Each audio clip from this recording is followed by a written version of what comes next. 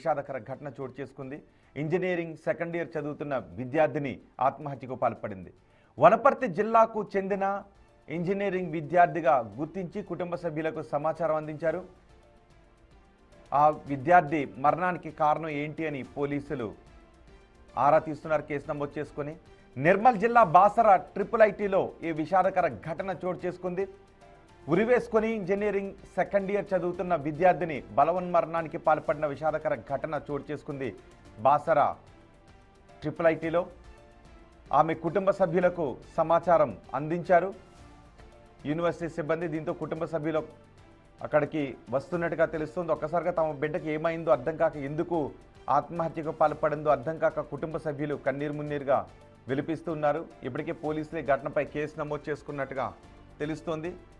Second year చదువుతున్న విద్యార్థిని వనపర్తి జిల్లాకు చెందిన విద్యార్థినిగా గుర్తించారు. మా ప్రతినిధి ఇర్ఫాన్ ఉన్నారు పూర్తి సమాచారం అందించడానికి. ఇర్ఫాన్, ఈ విద్యార్థిని బలవన్మరణానికి కారణం ఏంటని చెప్తున్నారు, మీ దగ్గర ఉన్న సమాచారం ఏంటి?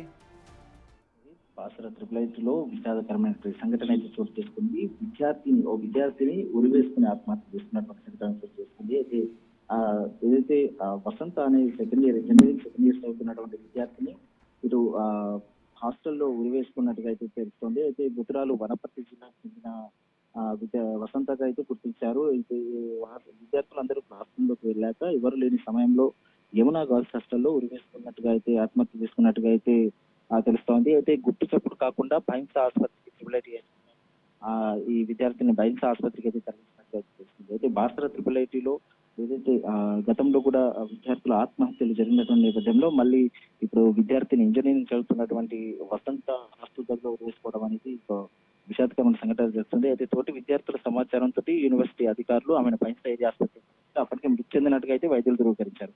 అయితే ఇప్పటికే వారి పేరెంట్స్ కి కూడా సమాచారం అందించడం జరిగింది. అయితే ఈ ఆత్మహత్య గల కారణాలు ఇంకా తెలియరాలేదు. ఆత్మహత్య గల కారణాలతో పోలీసులు విచారణ తెలుస్తుంది.